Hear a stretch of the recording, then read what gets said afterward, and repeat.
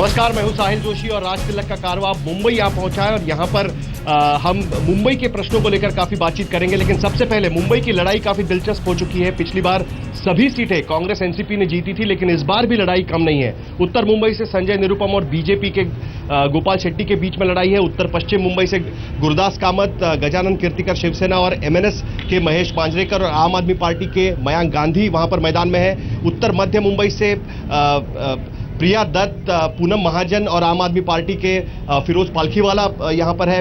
दक्षिण मुंबई से हम देखें तो मिलिंद देवरा वहां पर है। उसके बाद एमएनएस के बाला नांदगांवकर कॉन्टेस्ट में है और शिवसेना से अरविंद सावंत भी वहां पर कॉन्टेस्ट में है। उत्तर पूर्व मुंबई से पहली बार हमने देखा कि मेधा पाटकर इस बार चुनाव में उतरी है। किरीट सोमैया वहां पर चुनौती दे रहे हैं एनसीपी के संजय दीना पाटिल को। और दक्षिण मध्य मुंबई से कांग्रेस के जो सिटिंग एमपी है, सिटिंग सांसद है एकनाथ गायकवाड़, वो मैदान में और उनको चुनौती दे रहे हैं शिवसेना के राहुल शेवाले और एमएनएस के आदित्य शिरोडकर। सबसे पहले तो मुंबई की जनता एक तालियों से स्वागत करेगी राज तिलक के कारवां का। और उसके बाद हमारे मेहमान यहां पर जो उपस्थित है, सबसे पहले है आशीष शेलार जो मुंबई के भारतीय जनता पार्टी के प्रदेश के अध्यक्ष है। उसके बाद सचिन सावंत जो महाराष्ट्र प्रदेश के कांग्रेस के स्पोक्स पर्सन है और फिरोज पालखीवाला जो आम आदमी पार्टी के उत्तर मध्य मुंबई से कैंडिडेट है।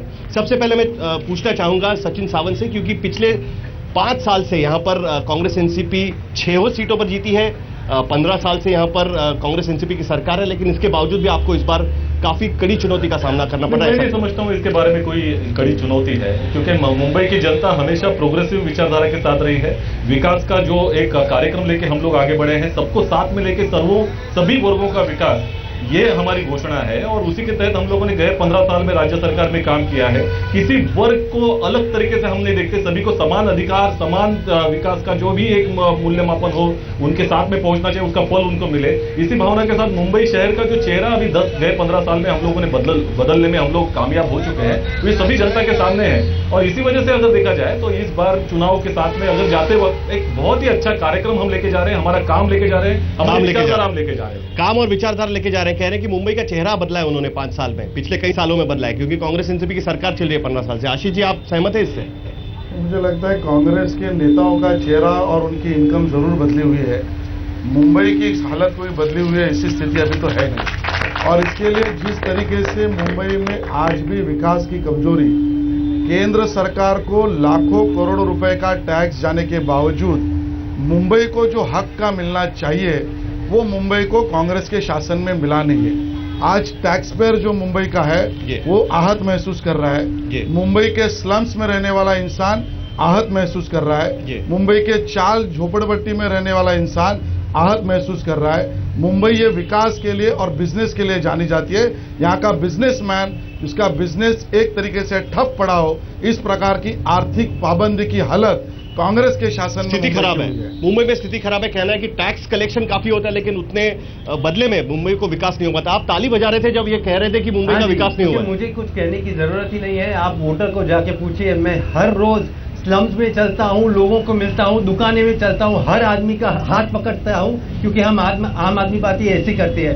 और वो आपको कहेंगे इनकी कितनी दिक्कत है और वो कितने थक गए हैं। ये बात मैं हमेशा सुनता हूँ, हम थक गए हैं, अभी हमें बदलाव चाहिए। और जब मैं जाता हूँ वो कहते हैं हम आपके ही इंतजार में थे। लोग दोनों तरफ से ताली बजा रहे हैं, आप पर दो तरफ से हमला हो रहा है कि बदलाव चाहिए। आम आदमी पार्टी भी कह रही है और बीजेपी भी कह रही है कि कुछ नहीं। दोनों पार्टियां जो देश में भी एजेंडा लेके आ रही है, एक नकारात्मक एजेंडा लेके आ रही है। इस बुनियादी तौर पे इनको देने लायक कुछ नहीं है। सिर्फ इस देश का विकास नहीं हुआ यही बताने की कोशिश कर रहे हैं। जहां तक मुंबई की बात है, आज देश की पहली मोनोरेल अगर मुंबई में आती है, डिले हो चुकी है, काफी डिले हो चुकी है। नहीं, लेकिन आ चुकी है, आधी आई है अभी तक। परिस्थिति ये है कि बहुत सारे मुंबई के प्रश्न हैं कि आबादी बहुत ज्यादा है इधर, मुंबई की समस्याएं बहुत है, स्लम है, रिहेबिलिटेट करना होता है। लेकिन मुंबई की मेट्रो ट्रेन हो या मोनोरेल हो या ईस्टर्न फ्रीवे हो, ये सभी मुद्दे आज मैं सीलिंग से जो 10 साल देरी से मिल रही है मुंबई को। हम लोगों से कुछ सवाल पूछना चाहेंगे, कुछ हाथ ऊपर हो रहे हैं।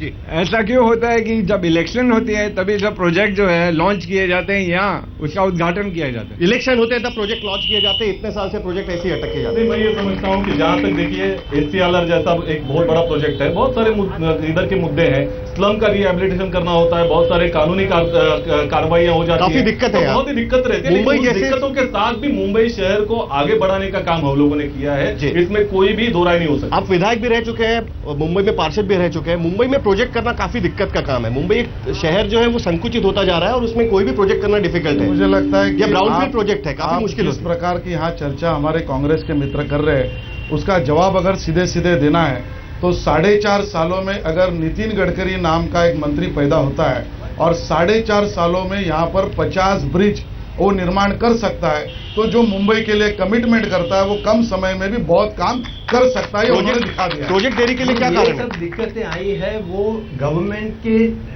वो ही लाए हैं, ये सब दिक्कतें आई है लेथार्जी की वजह से आई है उनकी। भ्रष्टाचार, इतना भ्रष्टाचार। आप SRA की बोलते हैं, आप SRA में देखिए इतना भ्रष्टाचार। वो लोग को 18 मंथ्स का अग्रीमेंट मिलता है, जी। अभी मैं गया और वो 9 साल ट्रांजिट कैंप में रहे। प्रोजेक्ट्स में भ्रष्टाचार की बात कर रहे हैं और कुछ लोग सवाल पूछना चाहेंगे अगर हाँ जी बोलिए, खड़े होकर सवाल पूछिए जल्दी। हेलो, ये जो कर रहे हैं ये मिडिल क्लास के लिए इन्होंने क्या किया? आज 5 साल 10 साल से कांग्रेस कर रही है, लेकिन मिडिल क्लास के लिए इन्होंने कुछ भी नहीं क्या किया। करना चाहिए था? मिडिल क्लास के लिए, जो मिडिल क्लास फैमिली है उनके लिए इन्होंने क्या किया? महंगाई नहीं कम की, इन्होंने रोड्स वगैरह बराबर नहीं बनाए अभी तक के, जो डिले होते जा रहा है। 10 ईयर से इन्होंने वादा किया जी। है कि मेट्रो बनेगा, लेकिन अभी तक के वो फाइनलाइज नहीं हुआ है। जी, काफी डिले होता जा रहा है। जी बताइए सवाल। कोई भी प्रॉब्लम सॉल्व नहीं हो रही है। सारे रोड्स इतने खराब है, हर बारी बारिश में वो रोड्स बर्बाद हो जाते हैं। वो क्यों एक बारी अच्छे से नहीं बन सकते? इतना रोड्स क्यों नहीं अच्छे से बन सकते? इंफ्रास्ट्रक्चर को लेकर सचिन आपको मानना पड़ेगा कि काफी प्रॉब्लम मैं है। ये समझता हूँ कि इनको थोड़ी सी जानकारी और देना चाहूंगा कि ये 25 साल से BMC की जो पूरी सत्ता है वो कमान इन लोगों ने बीजेपी शिवसेना के हाथ में है।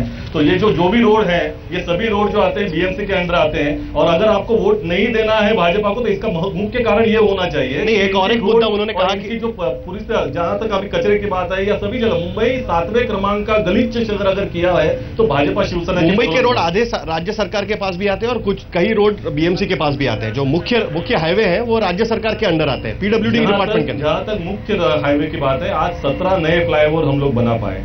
आज ईस्टर्न फ्रीवे जैसा सहार एलिवेटेड रोड आप देख सकते हैं, जो एक प्रगति जागतिक शहर इसको अगर हम बनाने की कोशिश कर रहे हैं, तो सबसे बड़ा अड़ंगा अगर देखा जाए तो बीजेपी शिवसेना की ये जो गवर्नमेंट यहाँ रखी हुई है BMC में, उसका सबसे बड़ा 25 साल अड़ंगा। से आप उसको निकाल नहीं पाए यहाँ से, लेकिन आपकी गवर्नमेंट BMC में जो आपकी सत्ता है उसके वजह से विकास नहीं हो पाता, ऐसा उनका कहना है। नहीं, बात ऐसी है कि सचिन सावंत जी हमारे मित्र है, लेकिन उनकी आधी जानकारी में वो बात रखते हैं। फिगर्स तो मैं भी रख सकता हूं कि गलियों में पेवर ब्लॉक लगे कि नहीं।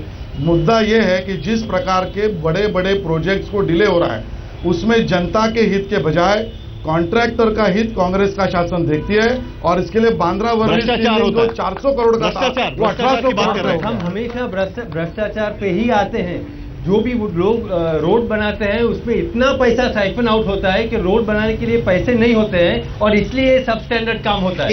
एक सवाल इन्होंने पूछा था, उस पर मैं पूछना चाहूंगा। महंगाई का मुद्दा, मुंबई सबसे महंगा शहर है, रियल एस्टेट हो कोई भी चीज हो, पेट्रोल भी सबसे महंगा मुंबई में मिलता है। ऐसा क्यों है? इस पर कुछ किया जा सकता है सांसदों से? देखिए, महंगाई के कारण बहुत हैं। आज आपको देखना पड़ेगा कि 5 साल में 2 बार रिसेशन की मार इस पूरे विश्व में पड़ी है। तो इसका अगर हम लोग ये देखेंगे ग्लोबलाइजेशन युग में कि भारत देश अलग तरीके से गिना जाएगा और बाकी अन्य राष्ट्र अलग तरह से गिना जाएंगे, तो मैं समझता हूं गलत बात है। शहर हिला रहे हैं वो। इकोनॉमी के तौर पे नहीं, मैं बताना चाहूंगा, इकोनॉमी के तौर पे आज भी एक बुनियादी तौर पे मजबूत अर्थव्यवस्था अगर दी गई है तो इस कांग्रेस के शासन में दी गई है। आज यूरोपियन देश कह रहे हैं कि 2028 तक मजबूत अर्थव्यवस्था दी गई है तो कांग्रेस सरकार में दी गई है। आप शहर हिला रहे थे, मुझे लगता है कि रुपए के तुलना में, डॉलर के तुलना में रुपए का दाम ये किस कदर तक गिर चुका है उसकी जानकारी देने की आवश्यकता नहीं। लेकिन मैं ये रिसेशन की बात कर रहे हैं, मैं आपके माध्यम से देशवासियों को कहना चाहता हूं कि अटल बिहारी वाजपेयी के कार्यकाल में रिसेशन छोड़ो, भारत के ऊपर सैंक्शन थे, दुनिया कोई धंधा करने के लिए तैयार नहीं था, तब भी महंगाई को रोकने के लिए सिवाय एक ही प्रधानमंत्री खड़ा था, वो अटल बिहारी वाजपेयी के समय पे रिसेशन चला था। सैंक्शन थे, उसके बावजूद भी प्रगति हुई। आप दोनों में से किससे सहमत है? जी, मैं दोनों से सहमत नहीं हूँ जी, क्योंकि क्या हो रहा है, ये भ्रष्टाचार रिसेशन ला रहा है, ये भ्रष्टाचार रिसेशन ला रहा है।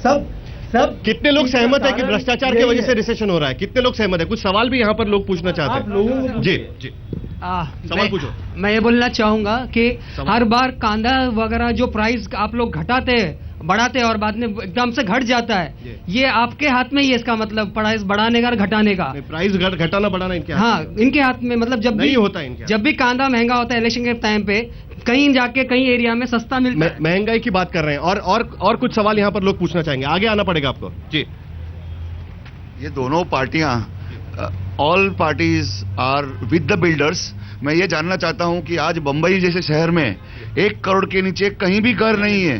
500 फुट का फ्लैट भी 1 करोड़ के नीचे घर नहीं है। ये इन दोनों पार्टियां इनके लिए जिम्मेदार हैं।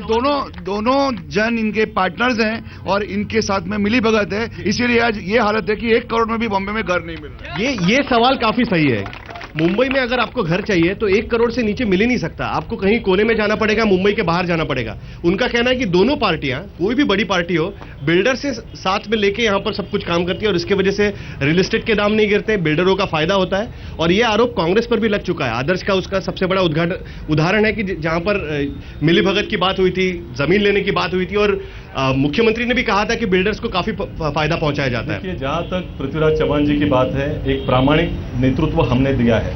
और जहां तक ऐसी एलिगेशन से बिल्डरों के सामने से अलग एलिगेशन लग रहे हैं कि हमारे काम नहीं हो रहे हैं, वो तो अभी लग रहे हैं। नहीं, लेकिन एक ध्यान देना चाहिए कि जो विचारधारा के हम साथ चल रहे हैं, जहां आज की परिस्थिति में मुंबई शहर में हम लोगों को आपका सवाल समझ में आ गया। इलीगल कंस्ट्रक्शन हो रहे हैं, बिल्डरों के फायदे के लिए राजनीतिक पार्टियां काम करती है। एक आम समझ मुंबई की जनता में है। सबको लगता है कि बिल्डर और पॉलिटिशियंस का नेक्सस होता है। जवाब रह गया जी। इसी राज्य सरकार ने एक निर्णय लिया हाउसिंग रेगुलेटरी अथॉरिटी के बारे में। जी। और जहां तक इसके बारे में अगर देखा जाए तो बिल्डरों को बहुत बड़ी तकलीफ हो रही है कि इसके बारे में रेगुलेशन आ रहा है। बहुत सारे ऐसे प्रावधान किए जा रहे हैं कि जहां तक ये जो विंडफॉल गेन है वो न हो, सामान्य आदमी के बारे में सोचा जा रहा है। और उसी के तहत अगर आपको देखा जाए तो मुंबई का जो विकास है कि क्षेत्र सीमित होने की वजह से बहुत सारे प्राइसेस बढ़ जाते हैं। लेकिन हम लोग जिस तरीके का विकास मुंबई का हम देख रहे हैं, सचिन जी, बढ़ाने की कोशिश कर रहे हैं। जिस तरीके का विकास हम देख रहे हैं वो विकास तो काफी अच्छा नहीं है। जिस तरीके की इमारतें खड़ी हो रही है, जिस तरीके से ट्रैफिक बढ़ रहा है, जिस तरीके से कोई प्लान डेवलपमेंट नहीं। ऐसा शहर जिसके बारे में अगर तो फाइनेंशियल कैपिटल है, इसके साथ में आबादी की बात अगर करेंगे तो बहुत सारी सुविधाएं, ज्यादा से ज्यादा आवश्यकताएं बढ़ती जाती है। लेकिन उसके साथ में हम लोग बढ़ने की कोशिश जरूर कर रहे हैं। अगर पॉजिटिव वे देखा जाए, सकारात्मक गए 10 साल से बहुत अच्छा चेहरा मुंबई का। आशीष जी, बिल्डर और पॉलिटिशियन का नेक्सस के बारे में बात की। मैं पार्शियली इनकी बात से सहमत हूं।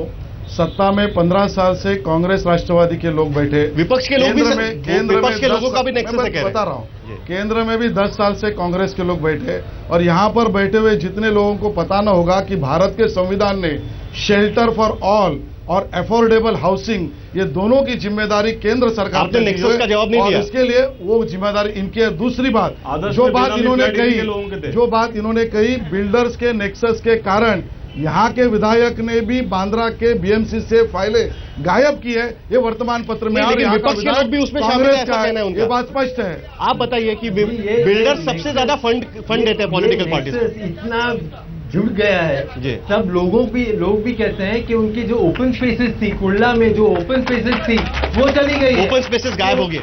बिल्डर्स आ चुके हैं, पॉलिटिशियंस लैंड ग्रैबिंग करते हैं और लोगों के लिए ओपन स्पेसेस नहीं रहती है। कुछ और सवाल है, जल्दी सवाल पूछिए। सर, एनवायरनमेंट के बारे में आज मुंबई को आप माँ कहते हो और यहाँ पे जो एनवायरनमेंट, आज लोगों को सांस लेना भी मुश्किल हो रहा है। एनवायरनमेंट का प्रॉब्लम है, काफी हमने देखा कि मुंबई में ये काफी बड़ी समस्या है कि एनवायरनमेंट को कोई ध्यान नहीं देता। किसी भी तरीके से डेवलपमेंट होती है और काफी उस पर कोई राजनीतिक पार्टी बात नहीं करना चाहती और ना ही वोटर उस पर ध्यान देते हैं।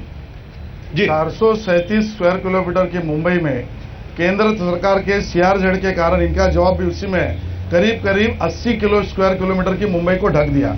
एयरपोर्ट अथॉरिटी की लैंड 60% है, वो चली गई। बची हुई लैंड में बॉम्बे पोर्ट ट्रस्ट केंद्र सरकार की वो चली गई। एमएमआरडीए के रीजन की जगह चली गई। 437 स्क्वायर किलोमीटर की मुंबई में सिर्फ 150 स्क्वायर किलोमीटर में ही बचा हुआ डेवलपमेंट हो रहा है। तो महंगाई नहीं होगी तो क्या होगा? इसके लिए पर्यावरण की सुरक्षा और अफोर्डेबल हाउसिंग दोनों में पॉलिसी पैरालिसिस कांग्रेस ने की है और उसके कारण ये हमारा दावा है। आखिरी सवाल था पोल्यूशन के बारे में, हाउसिंग के बारे में नहीं, वो कह रहे हैं कि पर्यावरण पे ध्यान देना। सीआरजेड के बारे में भी कहा था। आप तो करप्शन की बात करने के लिए गली में आज घूम रहे हो, आप तो गलियां पता ही नहीं, आप रहते हो साउथ मुंबई में और गली और झोपड़पट्टी आपको पता ही नहीं है। पहली चीज पॉलिसी इनके बात में जो है कि सीआरजेड एक बहुत ही बड़ा अस्त्र है पर्यावरण के संरक्षण के लिए, और जहां तक ये इसकी बात करेंगे तो मैं समझता हूँ अफोर्डेबल हाउसिंग और दोनों मुद्दे को एक साथ जोड़ना ठीक बात नहीं है। अगर सीआरजेड को कंपल्सन किया है, इस गवर्नमेंट ने किया है, तो ये पर्यावरण के रक्षण के लिए किया हो।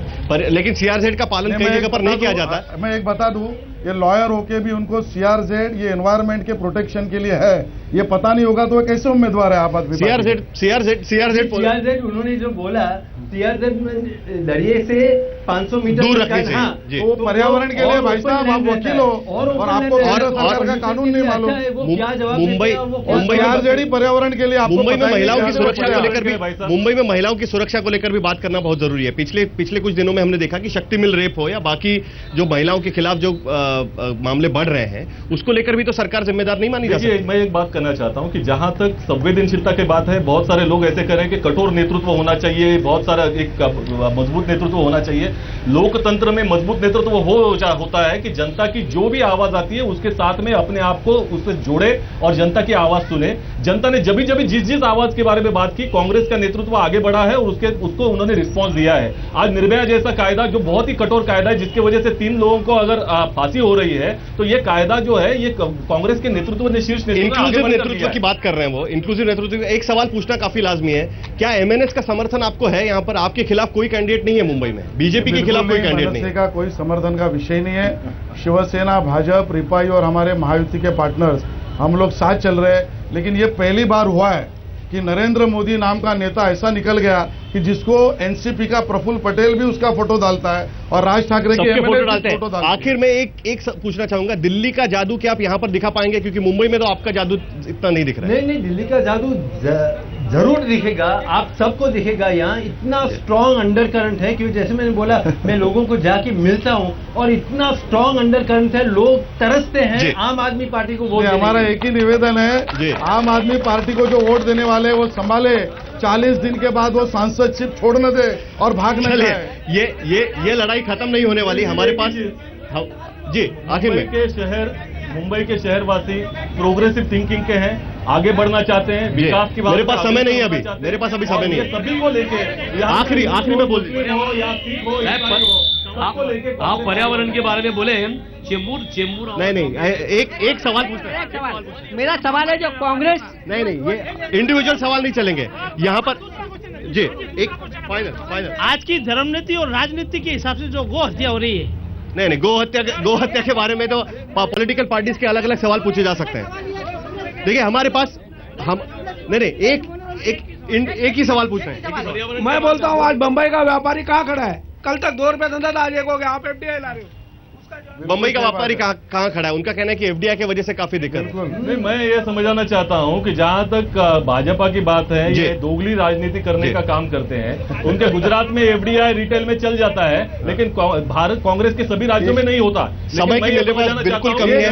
मैं बता दूं, पहले भी फॉरेन डायरेक्ट इन्वेस्टमेंट के लिए बीजेपी की भूमिका स्पष्ट है। वेलकम फॉर कंप्यूटर चिप्स, ये लड़ाई फॉर पोटैटो चिप्स। मुंबई की लड़ाई काफी दिलचस्प होती जा रही है और हर पार्टी के अपने अपने मुद्दे हैं, हर कोई अपने अपने मुद्दों पर ठाम है और अपने मुद्दों को लेकर चुनाव मैदान में उतरी है। मुंबई की जनता अगर शार्प है तो ये समझ जाएगी किसको वोट करना है, लेकिन उसके साथ सबसे बड़ी जिम्मेदारी मुंबई की जनता पर यह है कि वोट के लिए वो बाहर निकले, क्योंकि पिछली बार जो वोटिंग परसेंटेज हुआ था वो मुंबई के लिए काफी शर्मनाक है और इस बार अगर उनको अपना अधिकार नहीं दिखा पाए तो इस बार भी मुंबई की जनता अपनी आवाज दिल्ली तक नहीं पहुंचा पाएगी। फिलहाल हमारे साथ इतना ही। आप देखते रहिए आज तक।